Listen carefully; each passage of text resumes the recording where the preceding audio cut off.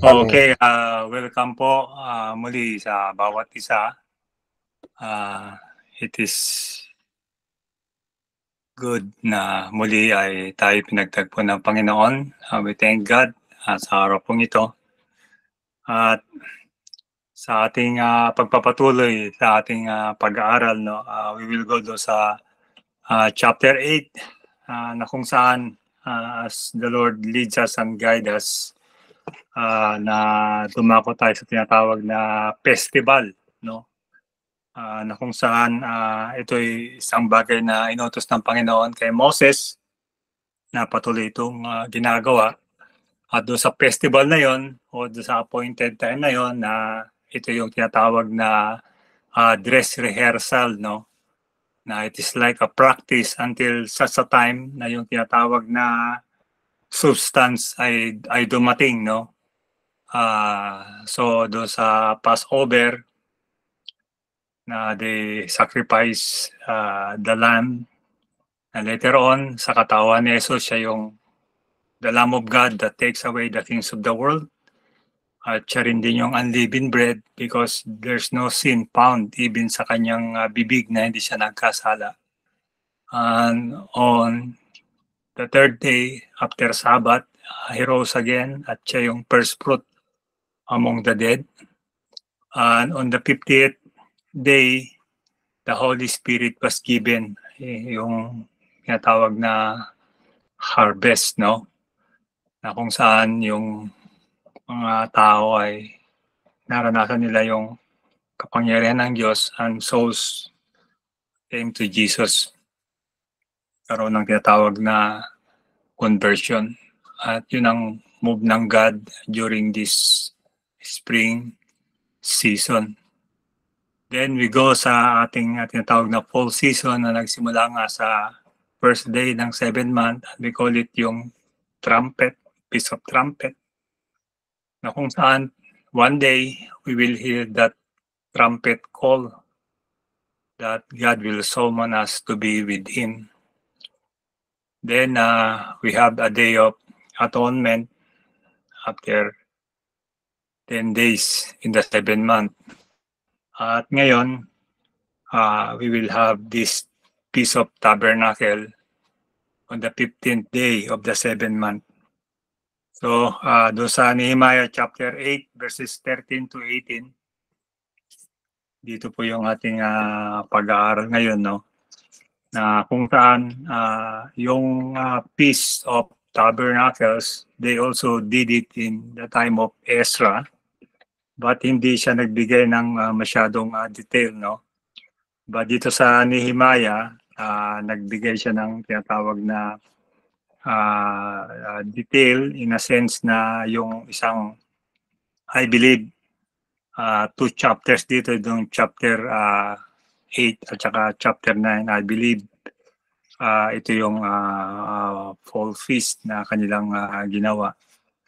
At ito'y ating babasahin muli, no? So sabi po dito sa Nehemiah chapter 8, then I'll just give all comments, no, do sa as we go along sa ating pag-aaral.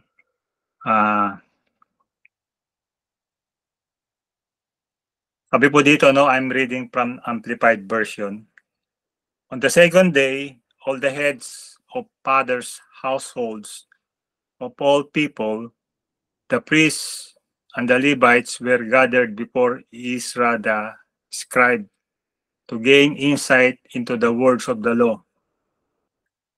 They found written in the law how the Lord had commanded through Moses that the Israelites should live in booths during the feast of the 7th month.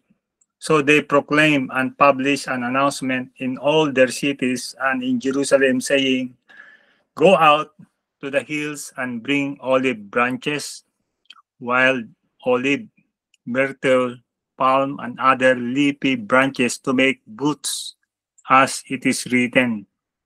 So the people went out and brought them and made booths for themselves, each on the roof of his house.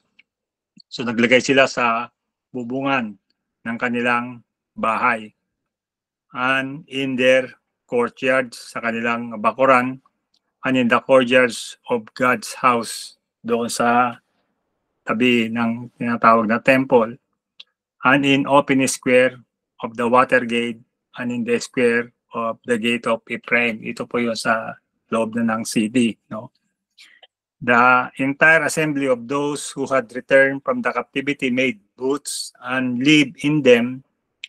Indeed, since the days of Joshua, the son of Nun, until the very day, the Israelites had not done so. And there was great rejoicing and celebration. In verse 18, every day, from the first day to the last, Israel read the book of the law of God. They celebrated the feast for 7 days.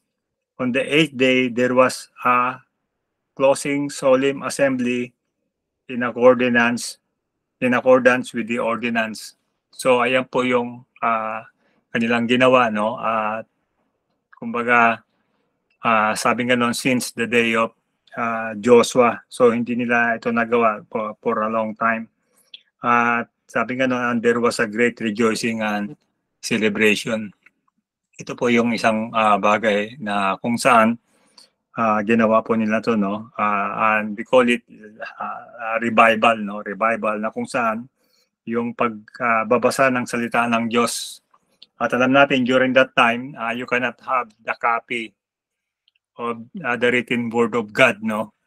Unless you go doon sa kanilang synagogue. Kaya dito, ating po makikita, if you have the copy, you need to memorize. You need to memorize yung tinatawag na written word na nasa synagogue. So, yun po yun. Ngayon, we will go doon sa Leviticus chapter 23 for us to look on details or for us para magkaroon tayo ng further understanding tungkol sa sinasabi ng Panginoon to sa kanyang utos na it will be observed annually. Ito'y gagawin taon at ito'y part ng tinatawag na pagpo-proclaim, no? Sinabi ng Panginoon. Sabi po dito sa starting po sa verse 33 ng Leviticus chapter 23. Again, the Lord spoke to Moses, saying, "Say to the children of Israel, on the 15th day of the 7th month, and for 7 days is the Feast of Booths or Tabernacles to the Lord. The first day is holy convocation. You shall not do any laborious work on that day." So yung unang araw niya, on the 15th of the 7th month, yung unang araw is Sabbath. Walang magtatrabaho o yung laborious work, no? For 7 days you shall present an offering by fire to the Lord. On the 8th day you shall have a holy convocation and present an offering by the fire. It is a festive assembly. You shall not do any laborious work. So kung nasa farm ka, hindi ka pupunta sa farm mo, no? Ikaw ay pagpapahinga, titigil ka at you will have, I should say, the celebration. So bali dito in total is bali 8 days, no? Kung ito'y magsisimula ng Sabbath, then it will end also in Sabbath, magiging 8 days. So yung 7 days, meron tinatawag na gagawin silang mga offering, no? Na kung saan everyday ito na kanilang gagawin. So, sabi po dito, I will go doon sa verse 41 na. Sabi ganon, "You shall celebrate it at a feast to the Lord for 7 days in a year. It shall be a permanent statute throughout your generation." So, ayan po, no, na kung saan sinabi, it shall be a permanent statutes. Isipin, permanent na ito, no? Throughout your generations. You shall celebrate in the 7th month. Dito sa book ng Zechariah, no?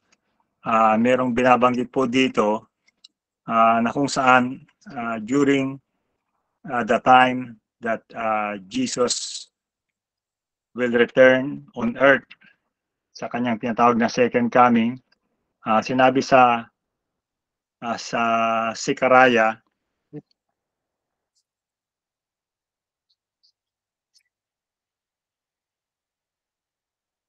yung mga nations na may iwan dito. Let me look. They will continue the celebration of the Feast of Tabernacles. So kaya every year during the millennium, ibig sabihin, they will be required to go to the holy city sa Jerusalem to celebrate the tabernacles, no? So when Jesus reigns and rules in the holy city sa Jerusalem, every year ito yung gagawin na tinatawag na festival, yung Feast of Tabernacles. So it will be permanent. Sabi dito sa verse 42 ng Leviticus 23, you shall live in booths or temporary shelters for 7 days. Sabi ganun, all native born in Israel shall live in booths. Sabi ganun sa verse 43, so that your generations may know that I had the sons of Israel live in booths when I brought them out of the land of Egypt. I am the Lord your God. Yan po. Na kung saan atin po makikita rito, no? Na yung pagsabi ng Panginoon to observe itong tinatawag na feast na ito. Sabi dito sa Tagalog translation, sa verse 42 ng Leviticus 23, kayo itatahan sa mga balag na 7 araw. Yaong lahat ng tubo sa Israel ay tatahan sa mga balag. Sa verse 43, upang maalaman ng inyong mga lahi na sa mga balag pinatahan ko ang mga anak ni Israel na aking ilabas sa lupain ng Ehipto. Ako ang Panginoon ninyong Diyos. So dito sa Tagalog translation, ginamit niya yung salitang balag, no? Supposed to be yan yung attempt of yung tolda, no? But somehow yung tabernacle is also a tolda, but that's different, no? Ngayon, merong 3 klase nga na nabanggit dito, no, regarding do sa na salitang tabernacle.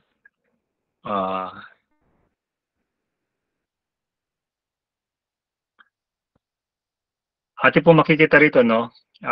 Ulitin ko yung Leviticus 23 verse 42, you shall dwell in booths 7 days. All that are Israelites born shall dwell in booths. Sa verse 43, that your generation may know that I made the children of Israel to dwell in booths when I brought them out of the land of Egypt. I am the Lord thy God.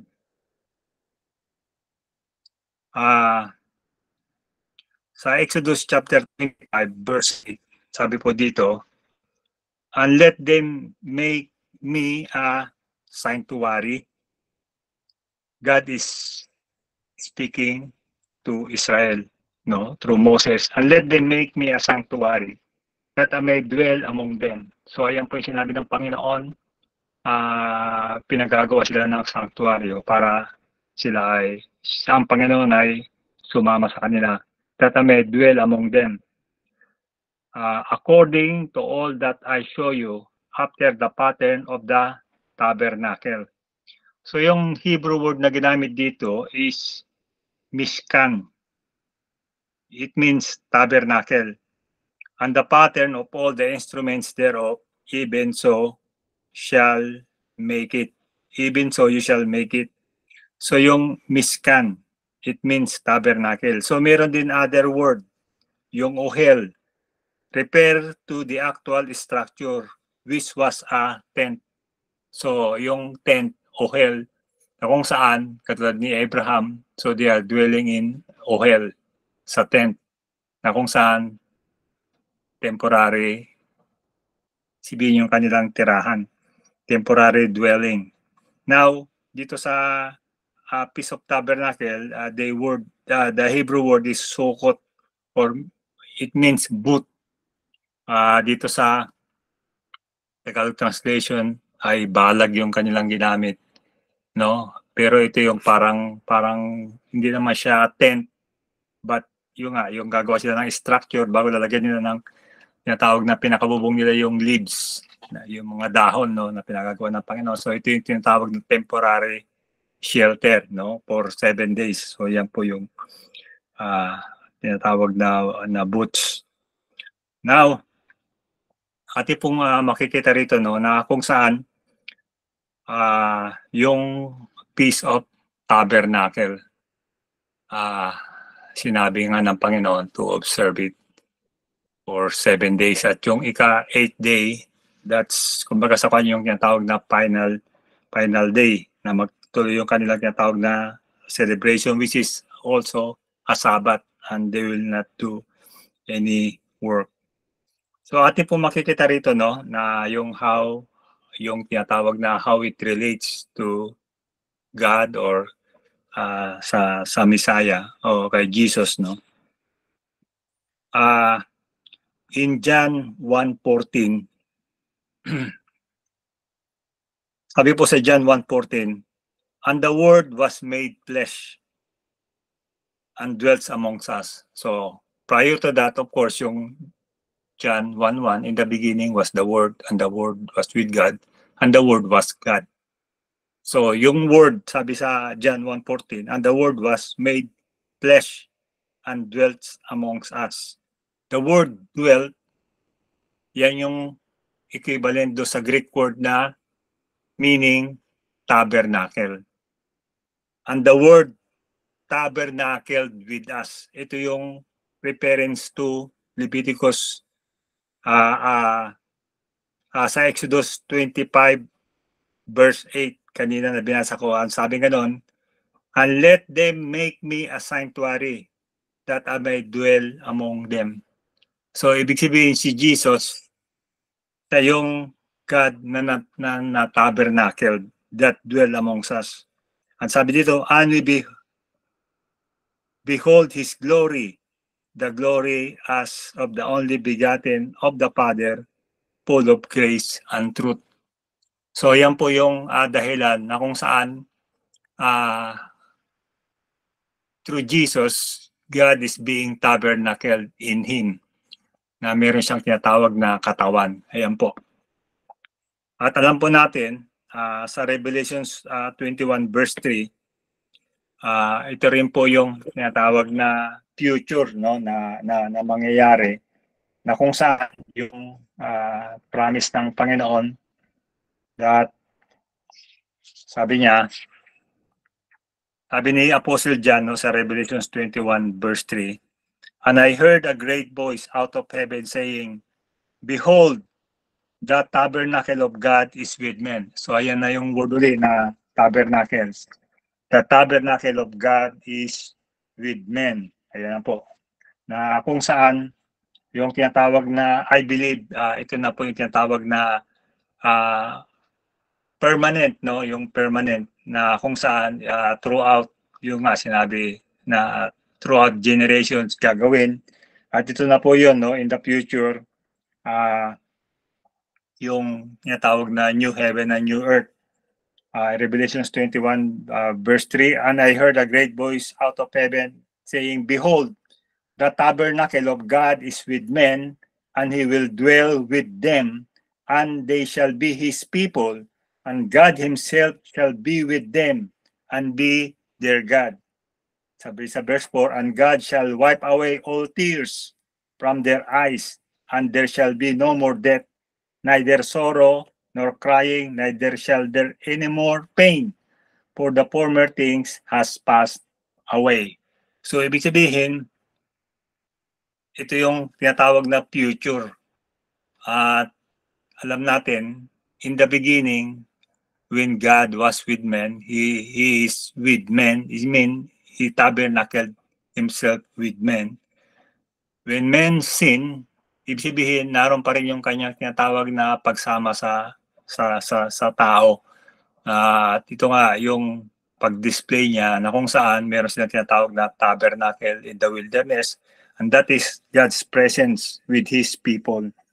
Na kung saan ito yung ino-observe nga na one day ito nga yung mangyayari na si Jesus dumating nga, yung God tabernacled Himself to the person of Jesus. Then later on, alam natin when Jesus will come, kasi yung Feast of Tabernacle is ito yung tinatawag na reserved na 1,000 years when Jesus will come back the second time to be with men. Siya yung magre-reign, siya yung magro-rule for 1,000 years on earth. Kaya meron tinatawag na kapayapaan dito because the Prince of Peace will rule the earth. At sabi nga, yung during this millennial, kung saan merong tinatawag na kapayapaan, because of the peace, meron tinatawag na prosperity kasi peace and prosperity goes together. Yan po. Dito, alam natin, later on, itong tinatawag na kanyang pag-rule, later on, of course, at the end, kasi naroon pa si Satan, then mag-test ulit siya. Then after that, yung tinatawag na final judgment, then papasok tayo tinatawag na new heaven and new earth, na kung saan lahat ng dumi dito sa earth o yung mga ginawa nilang mess up, ibig sabihin, earth will pass through the intense heat, sabi ni Apostle Peter, na kung saan tutunawin lahat, susunugin lahat ng tinatawag na earth. Kaya after this is pagkakaroon ng new earth and new heaven. At wala ng kasalanan, wala ng corruption, wala ng death, wala ng kalungkutan, wala ng pain. Ayan po sa tao, no, na God will going to tabernacle Himself with His people. Yan po. Kaya atin po makikita yung God's promise na I will never leave you nor forsake you. Behold, I will be with you even until the end of the age. Yan po yung pangako ni Jesus. Ngayon, doon sa mga merong mga dapat ayusin, 2 or 3, yung mga hindi nagkasundo, sumasama pa rin si Jesus. Sabi niya, where 2 or 3 gathered in my name, ito yung makipagkasundo. Ito yung context niyan eh. Merong hindi nag-igi, so isipin, mag-ayos kayo, sasamahan ko kayo, yun ang sinabi ng Panginoong Jesus. So yun yung context. Kaya isipin, God in the beginning, yung pagkaka-create niya sa tao, He go with them. And even in their pain, still, God is there as our Father na sinamahan tayo. Kaya nga, yung pag-ibig ng Diyos, ibig sabihin, kahit na sa pagsalansan ng tao, naroon pa rin siya, naroon pa rin yung pag-ibig niya, naroon pa rin yung kanyang tinatawag na kamay to bless yung mga rebellion o yung mga sinful men. At ito ngayon, it represents yung kanyang tabernacle na kung saan yung Israel ay kanyang sinamahan doon sa wilderness, sa place na kung saan walang provisions, walang agriculture. God miraculously provided with them yung kanilang mga pangangailangan. Kaya nga, ibig sabihin in circumstances ng isang mananampalataya, God's provision is already there. Kaya nga, give us our daily bread. It means, bago dumating yung araw na yun, the provision is already there. Kaya nga sabi nga, do not worry. Ayan po, because God's provision is there. So, ayan po yung ating pong pag-aaral, no? Tinatawag na Feast of Tabernacle. Ngayon, let me share something to you, no? Doon sa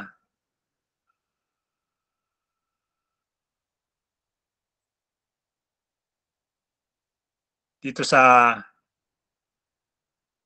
John chapter 7, no? Sa John chapter 7, merong sinabi rito. Let me read. In John chapter 7, sa verse 2 po, sabi po dito, now the Jews' feast of tabernacles was at hand. Sabi dito sa verse 3, his brethren therefore said unto him, depart hence and go into Judea, that your disciples also may see the works that you do. For there is no man that does anything in secret, and he himself seeks to be known openly. If you do these things, you show thyself to the world. For neither his brethren believe in him. Ito po yung kanyang mga kapatid, no, sa laman, na kung saan pinapapunta siya sa Jerusalem sa feast ng tabernacle to show himself openly. Sabi po dito, I'm reading now sa King James Version, no? Now Jesus said unto them, my time is not yet come, but your time is always ready.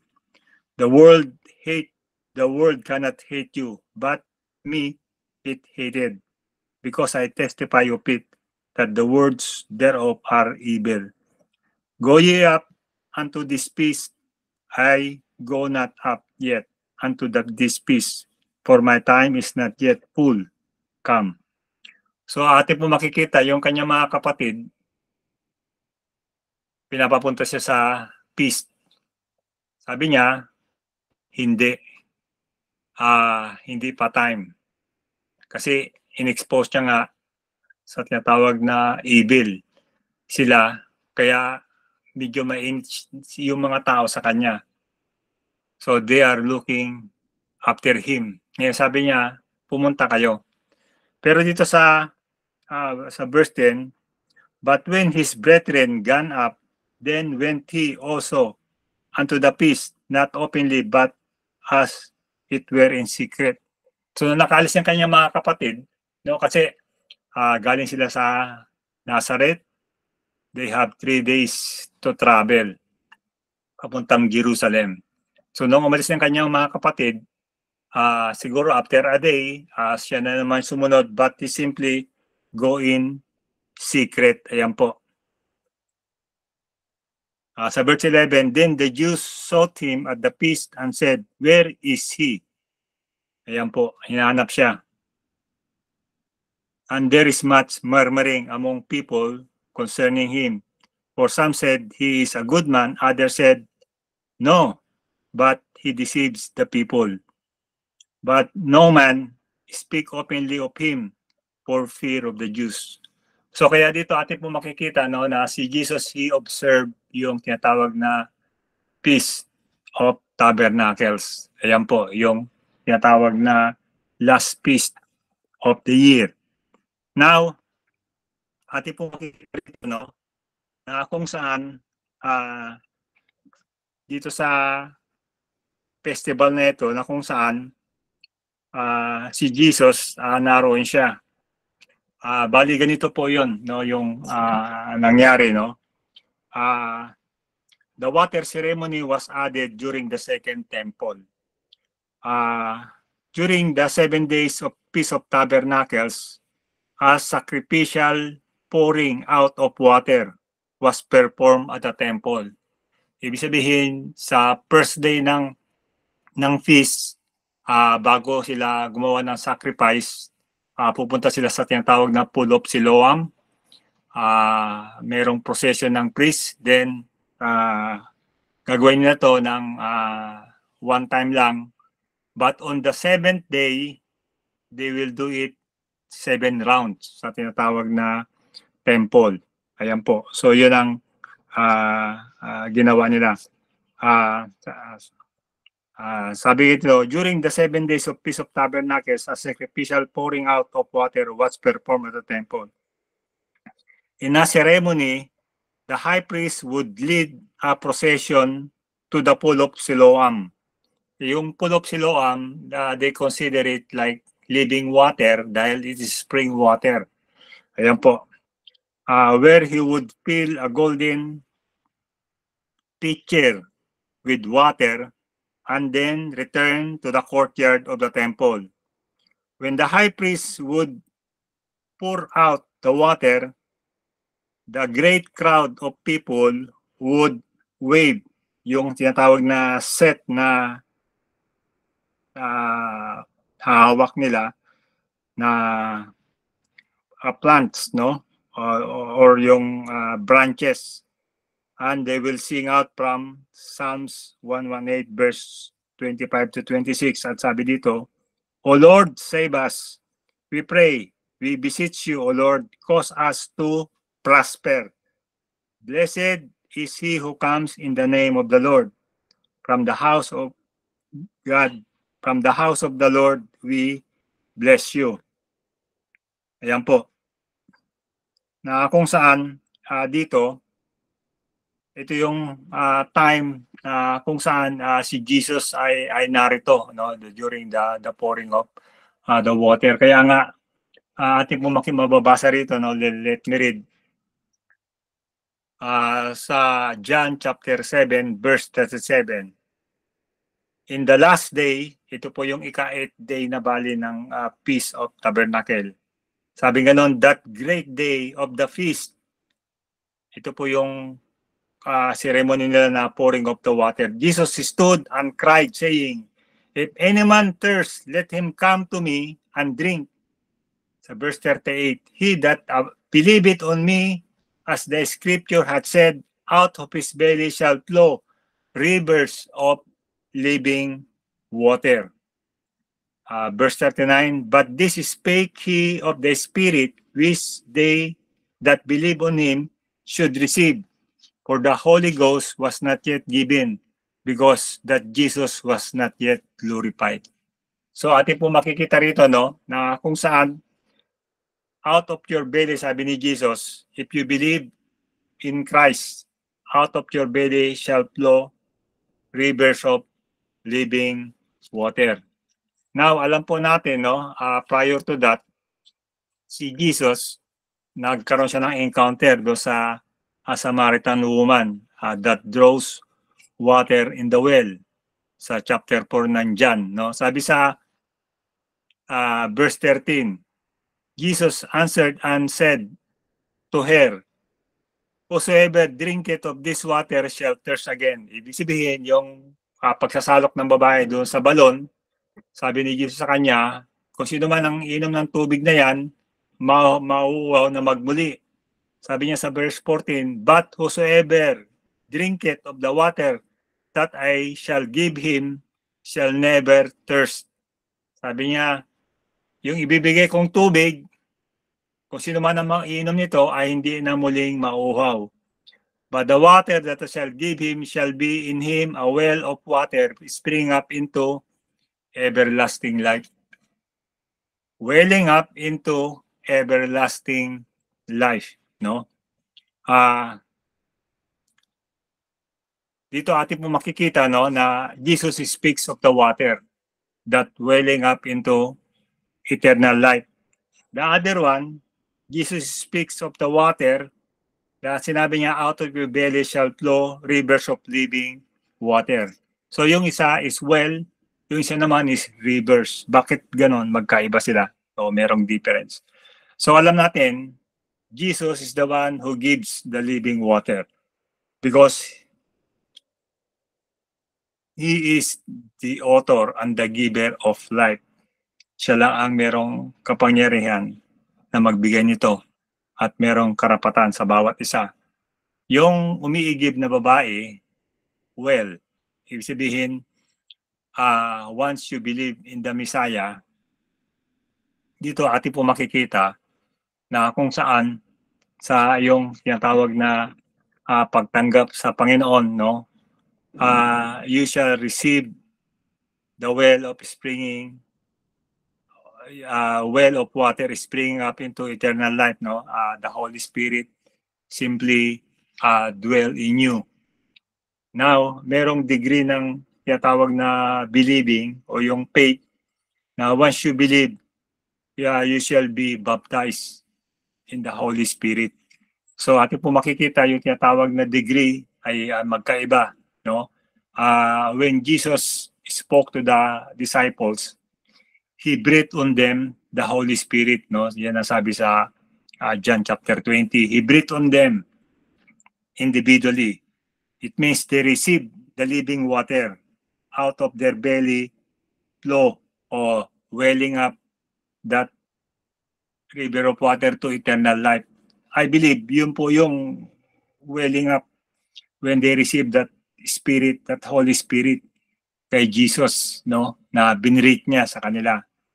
But in Acts chapter 1, they were baptized by the Holy Spirit, and that is the rivers of living water. So kaya yung dalawang bagay na to is magkaiba sila, na kung saan yung degree ng believe o the degree of faith that they have, na kung saan merong tinatawag na greater blessing dito.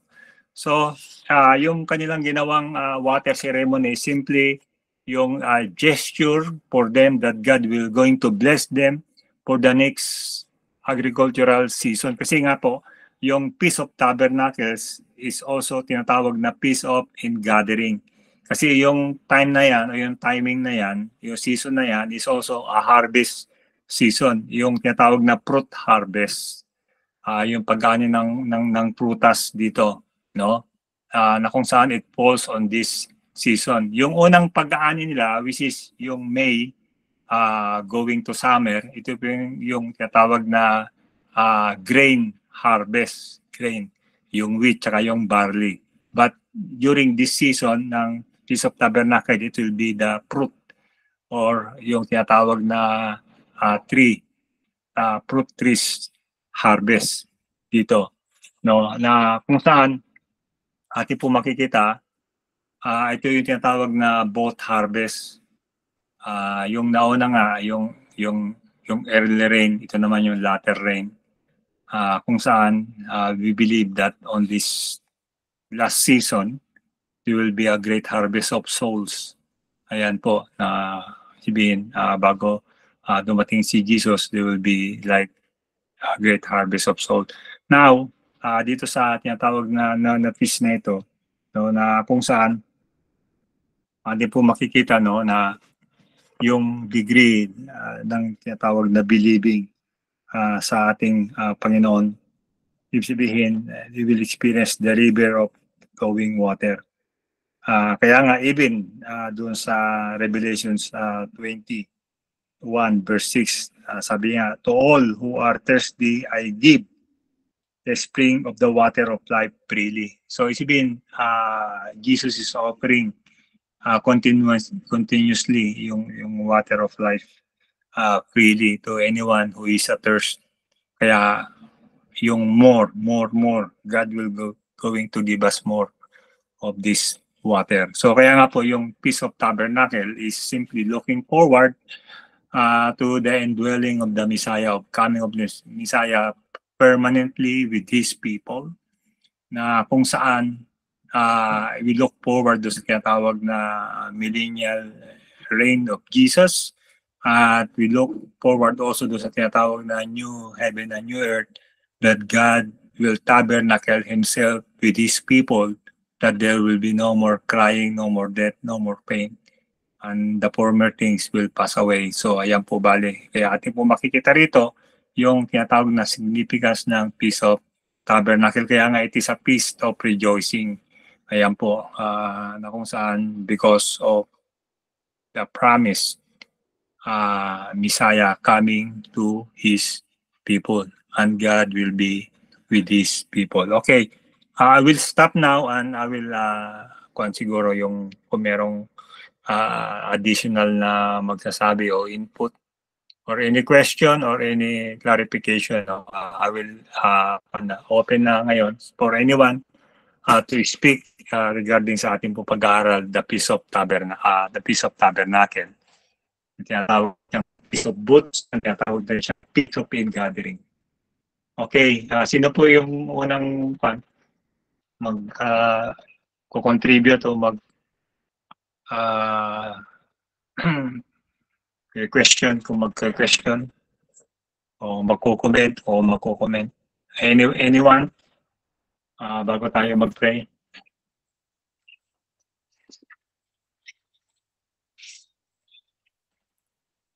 Magandang gabi po, Pastor William.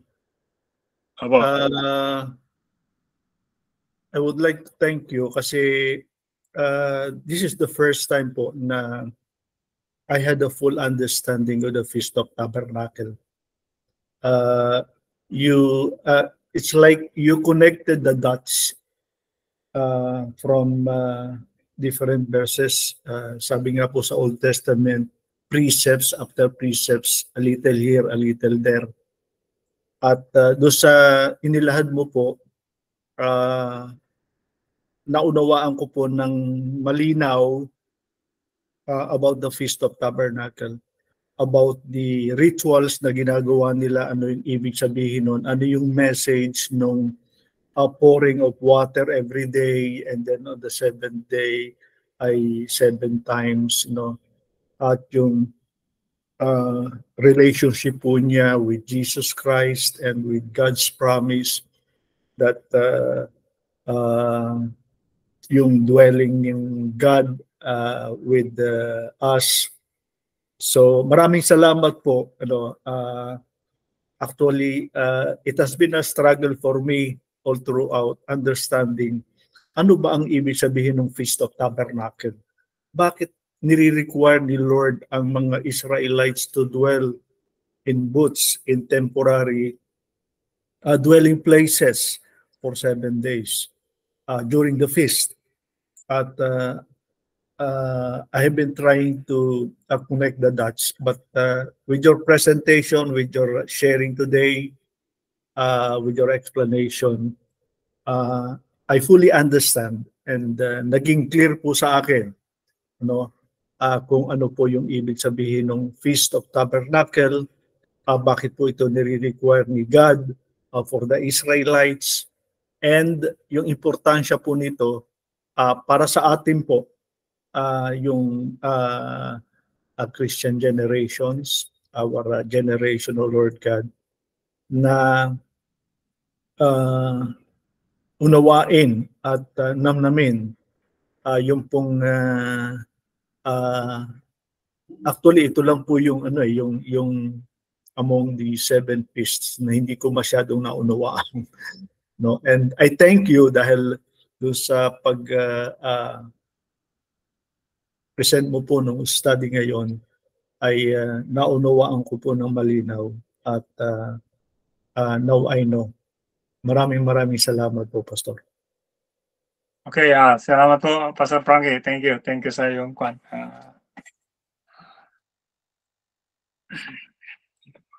Meron pa po bago tayo magbe-pray.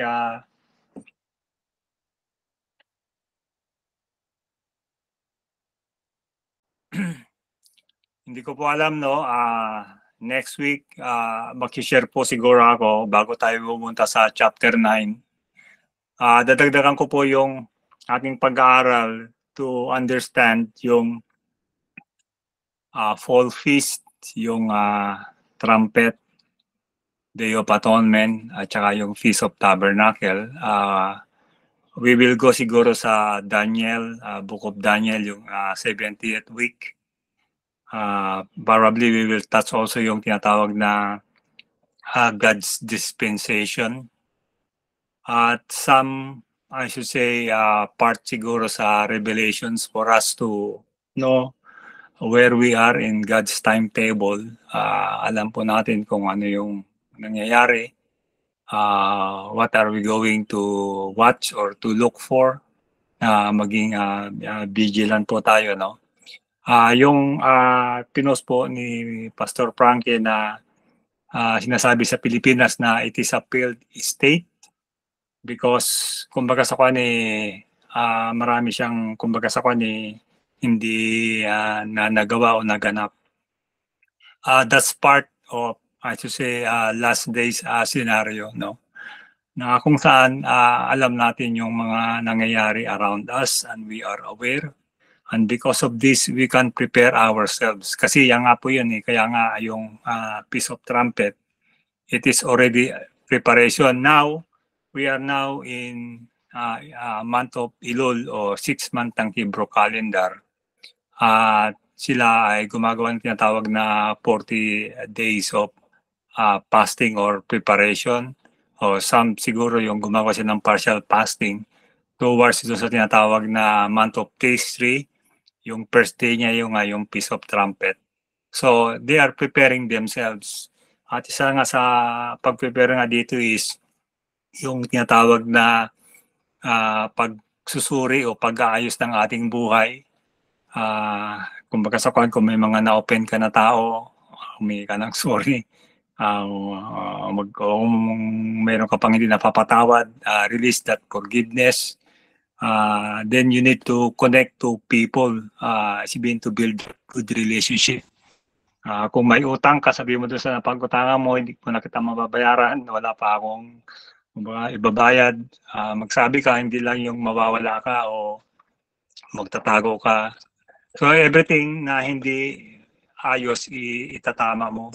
Something na hindi maganda, sabihin, i-correct mo siya. Yung tinatawag na pag-ayos.